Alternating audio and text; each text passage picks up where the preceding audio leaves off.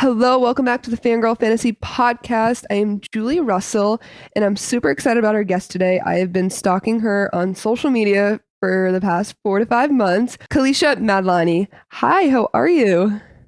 Hi, how's it going? It's great. I'm so excited to have you on. I'm super excited to hear everything you have to say. Thanks. I'm stoked to be here and I'm honored to know that I was a person that you were stalking over quarantine. In the nicest way possible. It's okay. I mean, we're all fangirls. That word isn't an insult anymore. No, exactly. So you work at Epic Records in the marketing department, correct? Correct. Yes. What is your title there? So my official title is marketing assistant. My bosses call me a coordinator. Sometimes I have specialist roles. So my title isn't really um doesn't really describe what I do. I would say maybe 60/40, 60 creative, 40 admin. So it's really awesome. And I found, I don't even know, I think you just showed up on my For You page on TikTok. That's all it always happens. But it was just right up my alley, and I'm glad that it was targeted towards me. But you were posting like a day in the life of work, and you did something with you're showing, I put on this event and this is what I do. And then you're working with the fans. So when you're not, doing the admin side of it, what is some of the major projects that you've worked on? Major projects. So earlier this year, the things I was posting about was one of them was the Monsta X All About Love album release. That was super fun, had so much fan engagement involved because it was a 2 or 3 day, just weekend takeover of the Sunset Strip. And a lot of, the planning had already started when I had joined Epic. So most of the execution was on me. So just coordinating stuff like that, or for Megan Trainor's album release for Treat Myself, we were in charge of finding fans, and a bunch of them flew out for just one night to meet Megan and listen to her album early. And just make sure they're having a good time, make sure there's snacks, refreshments, and everyone's just having fun, but also doing the work side of it, collecting waivers and making sure everyone's phones are taken. And, I try to make myself seem as more of a fan liaison than an employee when I'm at these events. Cause I want everyone to have fun, my job is my job, but my job is also to make sure you have a good time. Definitely. And I'm sure your company loves having you in that position because you are a fan.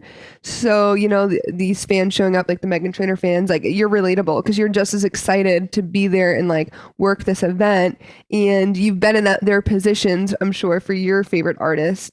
I feel like you always remember how the staff was, because if there's that one rude security guard or that one rude person when you just have a question, it ruins the whole experience. And so I'm sure, yeah, they're probably the best fit to be in that position. Definitely. You never forget how you were treated at those events. And thankfully, majority of the time I was treated relatively nicely. So I always try to make sure everyone's excited and having a good time. And I like to hang out with them and be like, what are you excited about? Are you excited to meet Megan? What are you going to say to her? And all those things. And I think that event in particular, I got to spend a lot of time with fans. Monsta X, I did spend a lot of time with fans too. Travis Scott, I didn't talk to as many fans. I was just more overseeing everything because I was pretending not to be someone that was working. But it's just really fun hearing what they're so excited about. And even if you didn't come in as a super fan of that artist, it is the same exact feeling when they're just so stoked. And they're I haven't slept in 24 hours because I got on a flight from Wyoming to come to LA and be here. And I was yeah, I feel that. Yeah, you also haven't slept, but for a completely different reason. Yes. How did you get to Epic Records? What is your journey of, coming into the music and entertainment industry? It is quite a long story. I did practice condensing this before. I love that. But I feel a lot of people, on TikTok and LinkedIn, want to know the answer. So I'm just going to say the answer right now so that way anyone listening can hear the full story. But long story short, I was, an Indian daughter of Indian immigrants. And if anyone's unfamiliar with Indian culture, you have 3 job opportunities when you're older, and it's doctor, lawyer, engineer.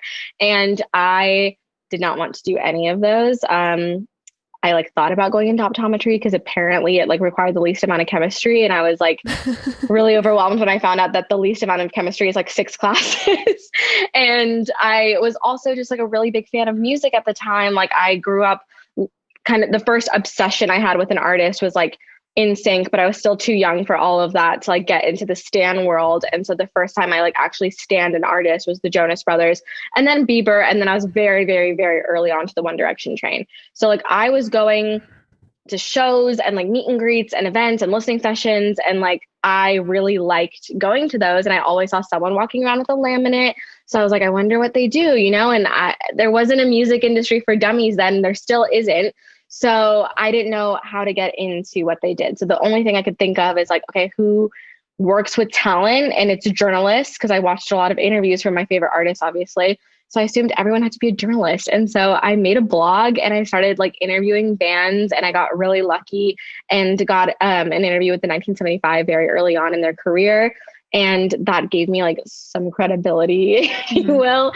So then I started interviewing a bunch of other bands. And then I realized, okay, the journalists don't work with the artists. They just interview them. So what's the opposite of a journalist? Who am I reaching out to? Their publicist. So then I tried to be a publicist, and then it ended up turning into me managing like a local band. And I had no idea what I was doing because I was just a kid. And then I was like, okay, like I need to figure this shit out.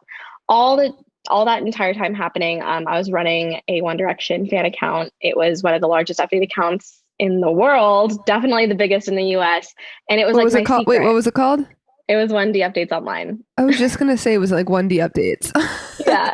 So that was me, and obviously like my other co-owners, but that was a full-time job on its own because we separated by like time zone. So like I had to be awake at all hours of like LA time zone hours, PST, and like I would be in the hallways at school, like going to the bathroom to like live tweet. And we took pride in being like the biggest and the best account. So everyone, you know, wanted to take our content and reshare it. And so we took pride in that. And so I obviously made that a full-time job for myself. So this whole time, as I'm trying to figure this shit out, I am secretly running this account. My friends knew, my classmates did not, but like I didn't really tell people because I was embarrassed. And then I started figuring out like, okay, I need an internship because like this is giving me a ton of experience, but like I need an internship. So then I started applying for like social media roles at tech companies, and I got into like marketing stuff, worked a little bit at like some startups and Tinder and just like random things. But I was like, I want to do music, you know? And so then I applied for Red Music's internship, and it was a virtual internship. So I could do it from LA without being in New York. Did that for 3 semesters. I was like, hey, I'm having a really good time here, but like it's time for me to grow. So I said, can you please refer me to Sony Music's college marketing program? Because that's what I really wanted to do. And they had denied me like every single time, or they just ignored my application, you know, as always. And so my supervisor was like, it's actually really competitive. Like your, chances are really slim, but like, I know the director. So yeah, I'll refer you. A whole year goes by after she refers me, and I finally hear back from the director. He actually wants to hop on a call 20 minutes before my final. And of course I say yes. And I'm late to my final because always, that's how it works. Yeah, always. And did the interview. He came to LA, interviewed me in person, and then I got the job. And then I was a Sony Music U college rep for 2 years. It was hands down the best experience of my life. It was just like so formative to like who I am today. And like, I wish I could just be like a brand rep for them because it was like the best time of my life. Because, while your friends were like working their jobs in college, like I got to do everything I wanted to do from my bed. And like, if I ever had to go anywhere, I was like, sorry, I have to go to work, but work was like a concert. Like that is the best job you have. And you're getting paid. Like nothing is better than that. And so they flew me out to New York after graduation, along with a bunch of other like superstar reps. And then we interviewed at various like record labels. It was like speed dating interviewing, if you will. And then I got a couple interviews at a couple labels, and then it was down to a few of them. And then I got Epic. I think that is the best example of your story, is the actual hustle and grind it does take to make it into the industry. People see like, I'm sure like people that don't know your whole journey are just like, oh, she applied to Epic Records and got the job and that's how she's there. Yeah. People think it's an overnight success, but you've been doing it for so long. This is like a 10-year story. Yeah. And I think that's amazing because I think that's so many people's stories is they've been doing this, they tried this out, and then they're like, okay, I finally figured out this is like the department and this is like the creative space that I like to be in. When you stopped doing like your blog with interviewing the artist, did you just give it up completely, even though you said you kind of had a little following with it? The account is still there. Like I honestly don't even know the password to it. Like everything is up. You can Google that interview. It's really bad, so don't. But like Everything is still there. I just like let it die, because I just stopped trying. That's crazy though. That's interesting, especially because the 1975 is the 1975 now, I know. and I that know. you knew to like reach out to them before they made it big because they were just a small little indie band at the time. That's Yeah, awesome though. That's an incredible story. I'm super like the fact that it paid off and now you are where you are means you did something right. definitely. There's a lot of like full circle moments where like I sit there and I'm like, 16-year-old you would be so proud right now. Isn't that the best part ever? Definitely, Just definitely. like thinking back, because I mean, the reason I got into the same thing as like entertainment is music is I was going to the Jonas Brothers shows or these other shows, and I'm like, how do I get to be the girl checking us into the VIP? And Mm-hmm. that's like kind of what made me think about it and start going into it at like 16 years old too. And I'm like, how do I get to be that girl? Like I can do that. Like I can take photos or I can. So it's, Yeah. yeah, I think that's how a lot of fangirls, I'm hoping like they were at a show and they're like, oh shit, this could be a job. Yeah, it literally could be, but I think it just didn't register for all the years that I was there. Like I didn't really think to talk to people until like a little bit later. And also like the internet now, it's so easy to access who's working on what project because like in 2012, like you didn't have your employer in your bio and like it it's so easy to network now. And I'm like, you kids are so lucky because like LinkedIn. Oh, I can find anybody I want on LinkedIn. any information I want is mine in a second. Like it was so much harder back then. And I'm not saying like, Instagram existed, Twitter existed, but people weren't using social media as like a collective networking tool back then. It was just like, oh, I know that person, I have their phone number. And now it's like, it's just so much easier. I mean, exactly like this. You followed Fangirl Fantasy and I sent you a DM. And Yeah, and that's just literally. kind of how it goes, which is crazy. So I want to get back to the One Direction account because I Okay. didn't even know that about you. I just knew you had some meet and greets, you loved them, all of that. So how are you like the founder of the account? No. So there was a girl named Sandra who was living in Europe and she founded it. And then obviously it started getting bigger and bigger. And she hired like hired co-owners Yeah. to come on to like make sure everyone was taking on every region. Because the best thing about 1D updates online was like we didn't sleep. People would tweet us all the time. They're like, how are you awake right now? And it's because we didn't sleep. And I I hate saying this because the only way to say it makes it sound so cocky, but like I liked developing a relationship with our audience. So like I was like one of the more well-known co-owners. Like I was always on the Ask FM answering people's questions and like I was in the streets. Like I I ran an insider program. Like you can go through my contacts right now and I still have like all my insiders phone numbers, but like I was out there like camping out outside the venues, camping out outside the hotels, but like I won't admit that.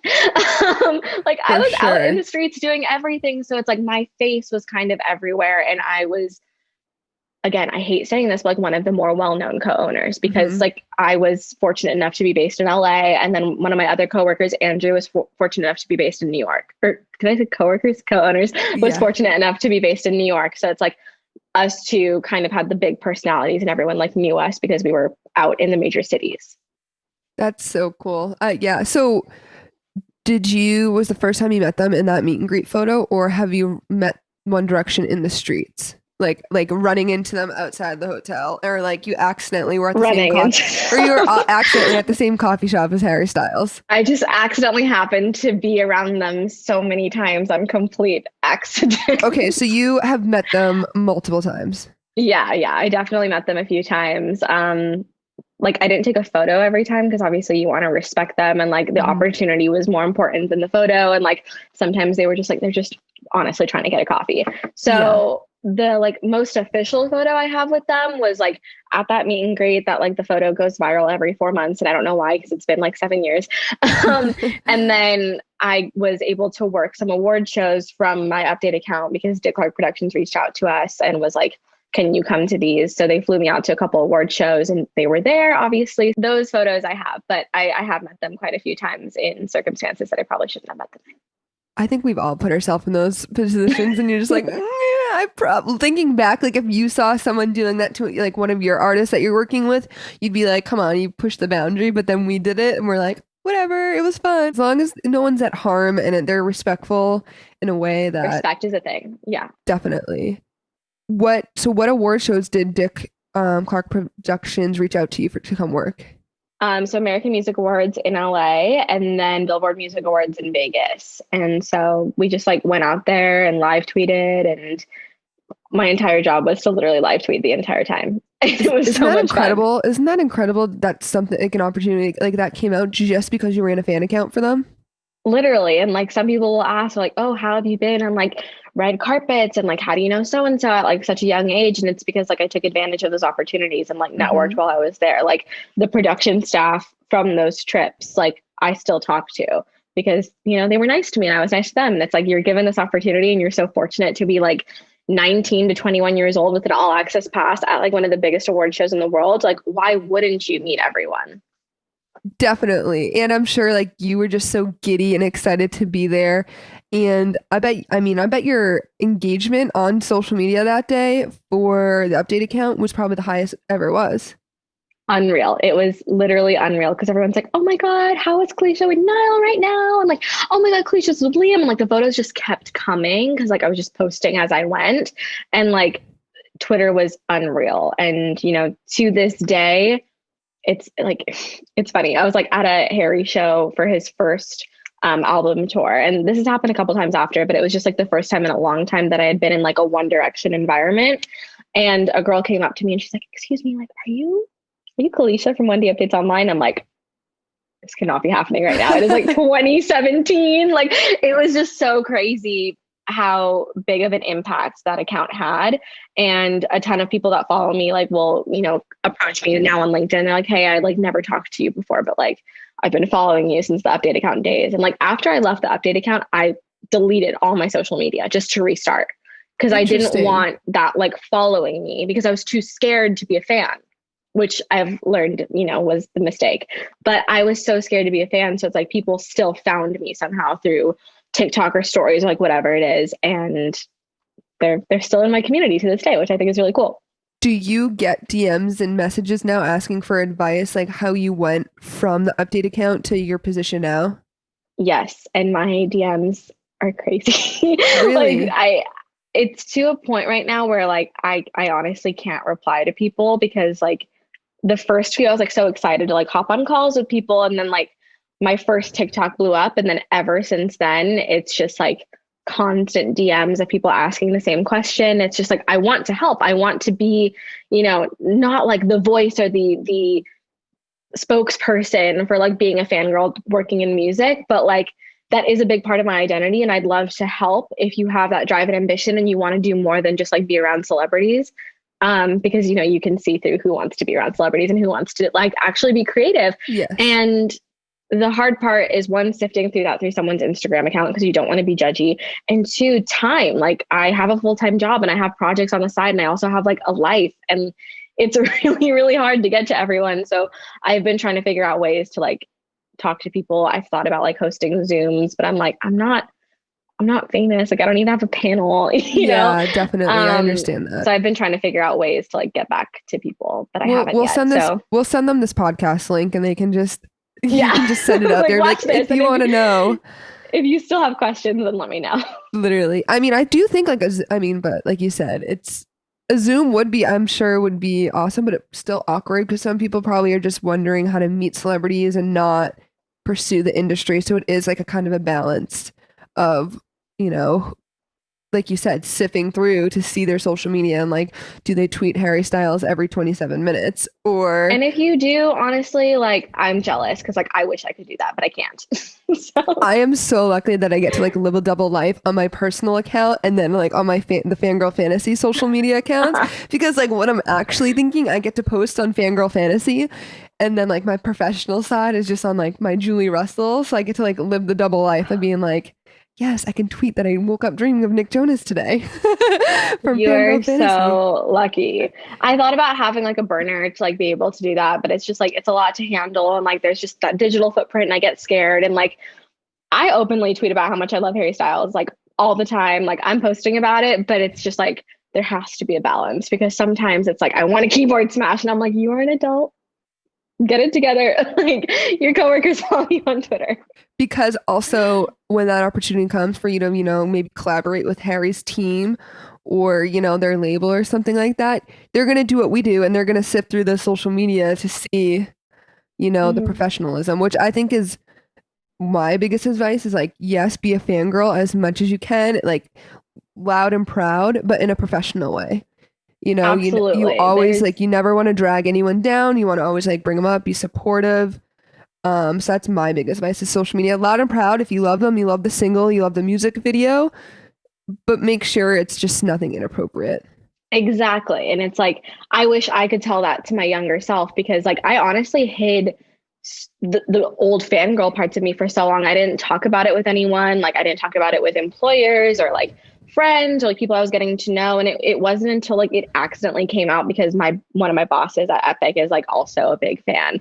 And we kind of like talked about it and then someone overheard and then like the whole office started hearing about how like, oh, I'm a big fan, I did this and this and this. And so I started being more open about it, and everyone, like every exec at my company thinks it's so fucking cool. And it's so crazy because like I'll hop on a call with like so and this exec and that exec and I'll talk about it and I'm like, this is what I'm good at, this is what I'm interested in, I understand fans. And because of my history and background in fandom and like just living that life, I can apply it to our strategies now. And they're like, okay, well, why don't you do it? So now I get to like literally be a fan of our artists and get paid for it. And it's so much fun just being able to apply like super fan strategy to like our artists. And then I'm like, I'm thriving. Like you are living your best life now at your job. I am like, I tell everyone, they're like, oh, what do you do for work? And I'm like, okay, like my official title from HR is marketing assistant, but I'm literally a professional fangirl. That's all I do. It's the best of both worlds. I do Truly. think over the past few years, companies are starting to understand that they need fans in their circle. Mm-hmm. On a previous episode with Cole, he was kind of talking about he's with Teammate Company and they run the Jonas Brothers social media, Megan Trainor, that whole stuff. Mm-hmm. And he was saying like you need fans that understand it and they, we give the people what they want, Mm-hmm. even if you don't have them hired on your team, like find that fan account, hop on a call with them and be like, what do you want to see? What do these fans want to Yes. see? And offer them a pair of comp tickets to the show in trade for some of their ideas. I do think artists and like labels and management is getting better with it. I think there's still more room to, get it higher. Do you see that at your work? Is like now, like you just said, though, they're like all the fan engagement and they're including you in. Do you see though other places that with artists and things that they could be doing better with like the fans and like including fangirls, or what's your opinion? Definitely. I mean, like, it's definitely something I'm working on right now. And, like, obviously, I can't speak a ton about it, but, like, that's Hmm. literally my passion project right now is like reclaiming the word fangirl, telling companies that they need to hire fans. Here's why, like, developing super fan strategies for artists that have, these loyal fan bases that they're not engaging. Like, there's so much more than digital marketing. And, like, my honest thoughts on this is like 10 years ago, digital marketing was not a thing. And now it's like one of the most important components of an artist campaign. And I really do think in the next 5 years, there's people like me and there's people like my friends who all came up as super fans who are now working in the marketing and digital spaces and artist management spaces who literally understand fangirls. And now super fan strategy is going to be the next big thing. And like, I Hmm. want to be at the forefront of it. I am at the forefront of it.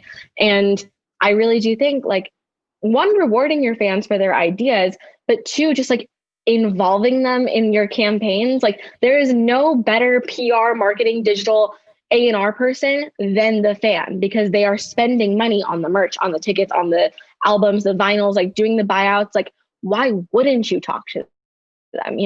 And so when I hear some older execs be like, oh, like fangirls, like, ugh, and like they just talk about them so nasty, I'm like, they're the ones buying everything that you're Everything. putting out right now. Like, don't talk about them like that. And I don't see many companies other than like some digital agencies focusing on it, but even then they're not focusing on it like as heavy. So it's just like my goal to bring this to life, both at my company and with my like freelance work. I think someone that does a great job with it is like Miley Cyrus, Olivia, who runs her social media. I think, I mean, the past 3 years, everything they do is just incredible. Absolutely. The funny story about that, me and Olivia came up together Oh, no at the way. 2013 American Music Awards when we were doing Superfan stuff. Like we both were brought on by Dick Clark Productions and we met there and we literally bonded over the fact that we were doing this shit together. And then just watching her grow has been so amazing. She's like one of my good friends now. And like, I mean, has been one of my good friends. And like, she's killing it. Like everyone knows she's killing it. And I was just like, do I bring her up on this? Like I talk about her all the time, but like she's literally killing it. And she's a Hmm. perfect example of why you need to hire fans. Like I tell everyone, I'm like, you don't believe me? Okay, Olivia's doing it. Now what? Now what are you A going to tell me? 100%. I don't, me and Olivia are mutual. Like, I cannot say we're friends. So, Hmm. hello, Olivia, if you're listening. But I've watched her, doing this for so long. And she's someone when I'm just like, kind of, pushing the fangirl culture out there and talking and trying to make the change and things like that. I always say it. I'm like, Miley Cyrus is digital media, the head of digital was a fan account. I was like, and look at what she's doing. Like, and she's years younger than me, and I'm like, and she's crushing it. I always use her as an examples, and kudos to Miley and their team too for latching on to her and giving her that opportunity because they made the right decision. Absolutely. Like she's so smart and everyone's like, oh, Miley's killing it. Like, how can we be more like Miley? And I just sit there and I'm like, I don't want to be a broken record, but like I'm right hire here. a fan or let me do it. Like, it's really frustrating sometimes when people just like don't get that that is the literal answer. But then I get their side and they're just like, okay, well, like that's a waste of money and that's such a risk and like confidentiality. I'm like, that's what NDAs are for. Like maybe I'm young, maybe I don't understand. But what I Hmm. do understand is super fan strategy. I know you don't get it. So like just try. Just try. Definitely. Is there a dream, even not even like an artist signed with your label, a dream campaign like artist that you would love to do a digital strategy for? Part of the like side projects I've been working on obviously involve super fan strategy and like how different labels, management companies, et cetera, can be doing this. Like I have Twitter lists for literally every pop culture icon you can name. And I can tell you everything happening in any stan drama right now. But one thing obviously I'm particularly interested in is Harry. And I would love to be able to manifest the opportunity to work on like HS3, HS4, and bring in my knowledge of his fandom onto his team. I hope one day it happens. Like I know his team, they know me, We're but we're all everyone listening right now, we're manifesting this for you. This will I happen. don't want this because I'm a big fan of Harry. I want this because I know he has one of the most rabid fan bases in the world. Hmm. Why wouldn't you capitalize off that? Like there's just so many opportunities. And every time I see a missed one, I like write it down and I'm like, you'll send this to them one day. One day. Like when you get your meeting with that team, you're gonna have a 57 page slideshow with like Yes, things that but they should have done. for reference, if anyone from that team is listening, because I know certain people follow me on social media, I think the work you're doing is amazing. I can just make it better. Disclaimer. All right. Well, if you know all the drama going on in every fandom, I'm gonna quiz you. Oh my God, no, no, no, no, no, What's no, going no, on no. with Nick Jonas right now? I haven't checked Twitter today. All I've right. been really busy. We'll give you that pass, but I'm just hoping Okay. it's nothing bad. And Yeah, I mean, I haven't seen anything this week, but unless you know something that I don't. I don't know. He's just in London with the wife, and I'm just hoping she's not pregnant. My Do you mom know would freak out. your mom would? I mean, like, long story short, like, Priyanka Chopra was a Bollywood actress before she Hmm. was Nick Jonas's wife. Yes. And so, like, she was my, like, role model growing up. And then she became, like, a Jonas Brothers wife. And I was like, ma'am, Yeah, like can we get you she's back to India really quick? Like, I need some movie. she's more than Nick Jonas's wife, 100%. Well, of course, of course. I think just, like, the American perception of her is that she's Nick Jonas's wife. And I'm like, nah, this woman is talented. Like, y'all want to Yeah. watch Dostana? Because that's, like, my favorite movie of all time. She's Nick, like he is hers. That's the Yeah. opposite of what it should be. No, that's funny. Honestly, I talk about it a lot. I'm like, you're literally like, I don't want to call her the Beyonce of India because some people might get mad at me, but like, he's literally dating royalty or married to royalty. That's amazing that to like the different perspective of because I'm sure when they're dating and then got engaged and then got married, it's probably frustrating for you to see that on social media where it's just like Nick Jonas gets married, Nick Jonas, and it's not anything about Priyanka because Yeah, it she was kind is of such a household frustrating. name. Yeah, it was like a little frustrating. I'm not going to sit here and be like, oh, celebrity drama bothers me that much, but like, because everyone has their perceptions of Priyanka. Like, unfortunately, the Western audience, like, for some reason, thinks she's really annoying, which like I understand, but it's like that's just like the Indian personality. I think like she's. I mean, I've met her and she's like the nicest person ever. So it's like I find it a little sad when people shit on her, but I'm just I biased. have like no actual opinion on her except she's just married to the man that I was supposed to marry. That's the I only, mean that's that literally only thing I care about. that's low key how I feel about like Haley and hmm like like what am I supposed to do with my Mrs. Bieber shirt now? I know, yeah. Like I have a four Mrs. Nick Jonas shirts in my closet right now, and they're just sitting there collecting dust. Like my 5-year plan ruined. Exactly. So obviously we're in the pandemic right now. Was there any shows that you had planned to go to or wanted to go to and you just kind of missed because you're like, oh, I'll go see them next time. You know, I mean, Shawn Mendes was in town and you skipped it because I'll see him the next time he's in town. And now we missed a whole year of concerts and you're kicking yourself in the butt because you now can't see them in concert. Honestly, okay, no, because I'm very much like I don't want to say like, okay, if there's a will, there's a way. Like I'm gonna go. Like I'm the girl that has like concerts be her personality trait. So it's like I'm having very big identity issues during the pandemic because it's like, what do you do for fun? I'm like, I don't know. I literally just sit on my bed and watch concert videos, like 'cause I don't know what to do. Give me all the Um, Netflix specials. like literally, like I opened my laptop this morning and this is so embarrassing and I'm like literally outing myself as a psychopath, but like I opened my laptop this morning for work and the first thing that I see is like One Direction funny moments and I'm like, you're 25. But that's what I was doing last night. But no, I'm very much like a live life like there's no tomorrow type of person. I'm not going to miss a show. Like I think every tour is special in like their own way, and it's like if there's an album, even if I don't love the album but I love the artist, like I'm still going to go. Thankfully the last concert I went to was literally March 11th, like the day before the world shut down, Oh yeah. and I went to go see Tame Impala, and I was so happy. But like this year, I was supposed to go to a lot of shows. Like obviously, I was supposed to see Harry, and I was supposed to see Lainey, even though they're canceled right now. The 1975, and like just a bunch of people that I had planned. And there's this like really funny tweet that I posted, I think in like January, and I was like, I'm supposed to see this person, this person, this person, this person at the Forum this year. Life is so good. 2020 is going to be great. And then I'm like, that aged well. Yikes. But yeah, like I will make it happen. When this is all over, what are your top three like concerts that you're excited to see if they tour? I can't wait to see the 1975. Like hmm there was this thing that I had when I was younger. I say when I was younger, it's like 6 years ago.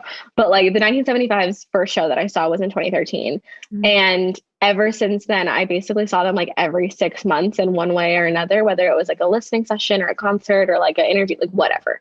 I was in their vicinity every 6 months. And I was like, this is my like, you know, every 6 months serotonin shot. This is And like like it was like your comfort.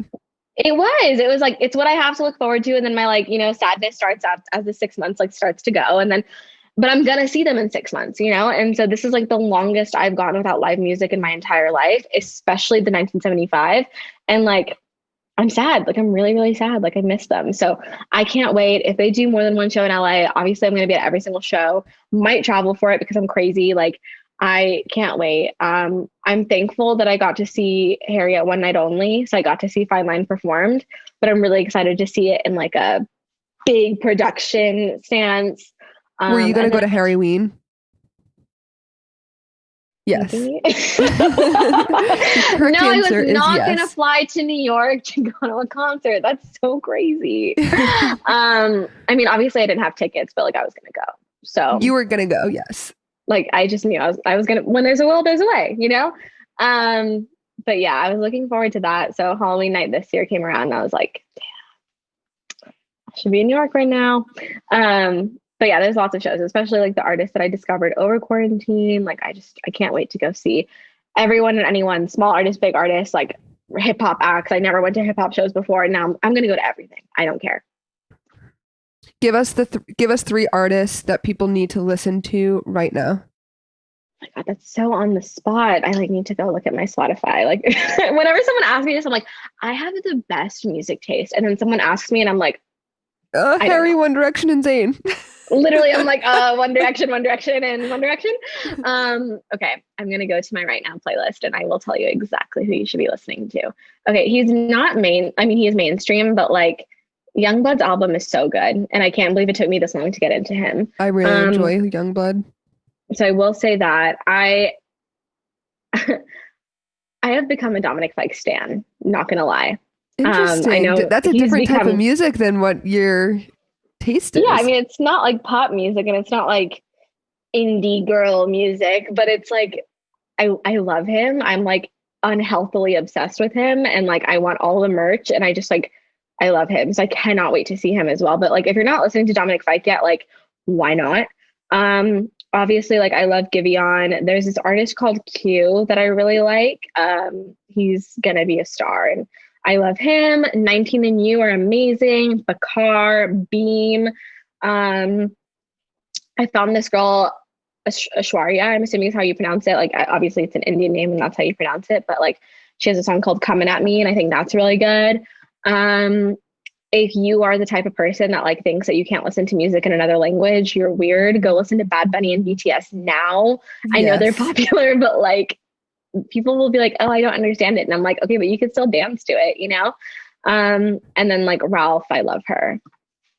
If you are listening right now, you can never complain that you don't have new music to listen to because she just gave you a roster and Literally, just go create my plenty of music. Spotify. Well, I really appreciate you coming on. And I think that anyone listening, there's a lot of great advice for fangirls for the journey. It doesn't happen overnight to get to where you are, to get to where you want to be. And so I really appreciate you coming on and giving that advice. And Thanks. I had so much fun. always down to talk about One Direction whenever you want. You tell me when. I'll do a whole episode on it. Thank you, everyone, for listening to another Fangirl Fantasy podcast. You can find out everything you need to know at fangirlfantasy.com and follow us on Instagram at fangirl__fantasy. Thank you.